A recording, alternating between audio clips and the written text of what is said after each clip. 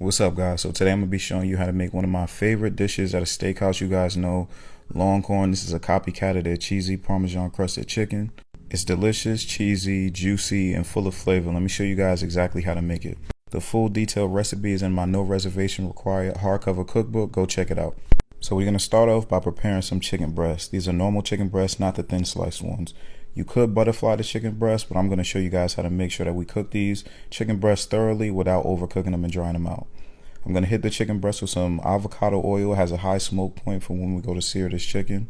And honestly, you can season the chicken with whatever your favorite all-purpose seasoning is. We're going to be adding even more flavor to this chicken, so I don't think that is that important what I seasoned it with. You just want to make sure that you season the chicken very well on both sides. Rub that seasoning in to make sure that the chicken is fully coated with the seasoning.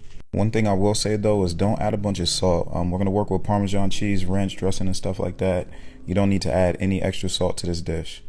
I got the fully seasoned and oiled chicken into a nice hot cast iron skillet over medium-high heat. Make sure that your pan is hot, that way you can develop a nice good sear on the side of the chicken. We're going to cook the chicken for about 4 minutes on each side. Once I flip it, I'm going to finish the chicken in the oven. The chicken breast went in the oven for another 6 to 8 minutes at 375. While that's in the oven, in my measuring cup, I got some ranch dressing, about a cup, and then about a cup of freshly shredded Parmesan cheese. The ranch is not going to be a flavor that overpowers this dish. You won't really be able to taste it once the dish is done, but if you want to substitute the ranch for like heavy cream or something, you can. You just have to add more Parmesan cheese to it to really thicken it up.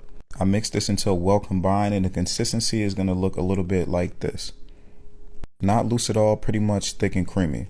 Once my chicken came out of the oven, this is exactly what it's going to look like. This is what yours should look like too, and I temped it at about 165. I pulled mine at 162 and just allowed it to come to temp at 165 as it rested. I added that ranch and Parmesan cheese mixture, and I also added some freshly shredded Monterey Jack cheese. Don't be stingy with it because it says cheesy Parmesan crusted chicken, and that's why we're adding panko breadcrumbs to the top of this Monterey Jack. Get it in an oven and just broil it until the breadcrumbs get nice and toasted and cheese is melted. That should really only take you a few minutes. Once it comes out of the oven, I hit this with some more Parmesan cheese on top. I really just let this Parmesan cheese go in slow-mo just to give you guys the effect, and I also added some freshly chopped parsley as well, just for that pop of color.